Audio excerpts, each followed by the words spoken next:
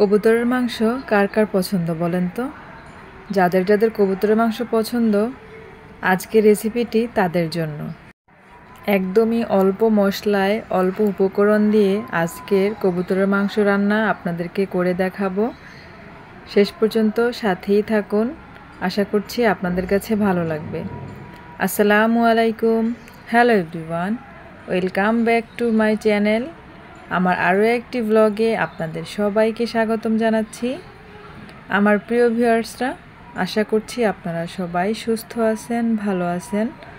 আলহামদুলিল্লাহ, আমিও আল্লাহর অশেষ রহমতে ভালো আছি। তো আজকের ব্লগ ভিডিওতে আপনাদেরকে কি দেখাবো এতক্ষণে সবাই বুঝতে পেরেছেন। হ্যাঁ, আজকে একদম নতুন, যারা কখনোই রান্না করেননি তারাও কিন্তু আমার রেসিপিটি চাইলে দেখতে পারেন, তারাও কিন্তু শিখতে পারবেন। আমি কি আগে কবুতর দুটো ভালো করে কেটে ধুয়ে পরিষ্কার করে নিচ্ছি, আর ওইদিকে কিন্তু আমি মশলাটাও বেটে রেখেছি। ভিডিও অনেক লং হয়ে যাবে, সেজন্য আর সেগুলো আপনাদেরকে দেখালাম না। তো কবুতর পরিষ্কারের কাজটা কিন্তু অনেক কঠিন, আর কবুতরটা ভালো করে পরিষ্কার করে নিতে হবে যাতে কোনো পশম না থাকে। অনেকেই আছেন কবুতর খেতে পছন্দ করেন না শুধু এই গায়ের লোমের কারণে, কারণ কবুতরের গায়ে যে একদম কাটা কাটা করে যে পশমগুলো থাকে এগুলো কিন্তু অনেকে ভালো করে পরিষ্কার করতে পারেন না, আর সেজন্য কিন্তু কবুতর খেতেও চান না। তো আসলে কবুতর যারা পছন্দ করেন না খেতে, তারাও কিন্তু চাইলে এভাবে রান্না করে খাবেন, দেখবেন অসম্ভব মজা হবে এবং আপনাদের খেতেও কোনো অনীহা হবে না। তো আমি মনে করি যারা খেতে চান না চামড়া ফেলে দিবেন, আর চামড়া ফেলে দিয়ে কিন্তু করলে কবুতর একদম সাদা ফকফকা হয়ে যাবে। আর এই ক্ষেত্রে কিন্তু কবুতরগুলি যদি একটু বড় হয় তাহলে কিন্তু চামড়াটা ফেলে দিতে খুব সুবিধে হয়, আর কিন্তু রান্না করলেও অনেক সুন্দর দেখা যায়। আর ছোট ছোট কবুতর হলে কিন্তু একদম ছিঁড়ে ফেরে যায় চামড়া ফেলাতে গেলে, তো সেই ক্ষেত্রে কিন্তু বাছতেও একটু কষ্ট হয়। আর এই কবুতর বাছার পরিষ্কার করার কাজটা কিন্তু অনেকটাই কঠিন। তা আপনারা দেখতেই পাইলেন আমি যে সুন্দর করে কবুতরগুলো ধুয়ে নিয়েছি, পরিষ্কার করে বেছেও নিয়েছি, একটাও কোনো পশম নেই।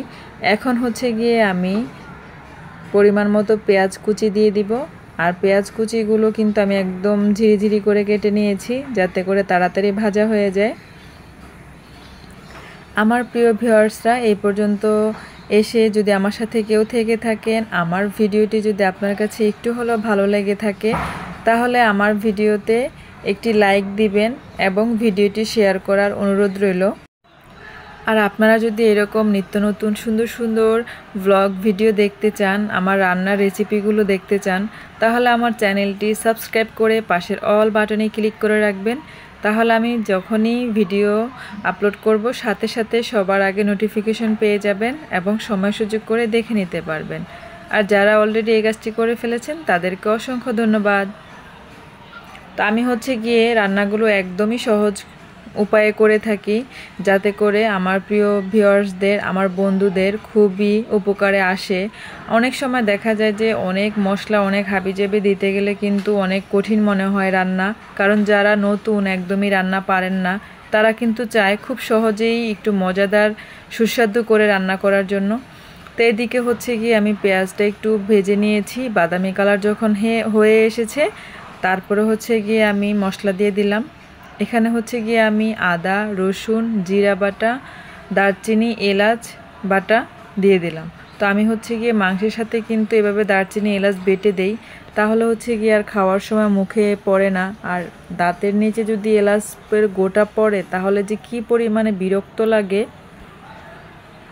তা আমার প্রিয় ভিউয়ার্সরা, আমার সাথে আপনারা যারা যারা আছেন আমাকে একটি কমেন্ট করে জানাবেন আমার রান্নার রেসিপিগুলো এবং ভিডিওগুলো আপনাদের কাছে কেমন লাগে। তো আমি গিয়ে মশলাটা যখন একটু ভাজা হয়ে এসেছে তখন হলুদের গুঁড়া, মরিচের গুঁড়া, ধনিয়া গুঁড়া দিয়ে দিলাম। তারপরে গিয়ে টমেটো দিয়ে দিলাম।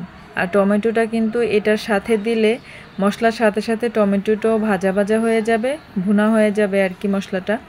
তো তারপরে গিয়ে আমি মাংসগুলো দিয়ে দিলাম। এখানে আমার 2টা কবুতর আছে, তো কবুতরগুলি যেহেতু একটু বড় সেজন্য অনেকগুলো মাংস হয়েছে।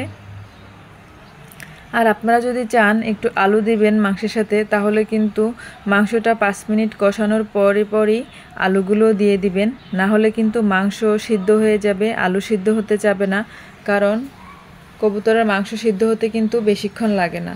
তো এই তো আমার কিন্তু আর 5 মিনিট পরেই রান্না হয়ে যাবে। তো আমি যে ভালো করে কষিয়ে নিলাম, তারপর হচ্ছে গিয়ে এখন পরিমাণ মতো ঝোল দিয়ে দিলাম। তারপরে নামানোর আগে আমি একটু জিরা গুঁড়ো দিয়ে দিব। একদম সহজেই সিম্পল রান্না হয়ে গেল। তা আমার আজকের ভিডিওটি এ পর্যন্তই ছিল। সবাই সুস্থ থাকবেন, ভালো থাকবেন। দেখা হবে আমার পরবর্তী ভিডিওতে। সেই পর্যন্ত সবাইকে আল্লাহ হাফেজ। আসসালামু আলাইকুম।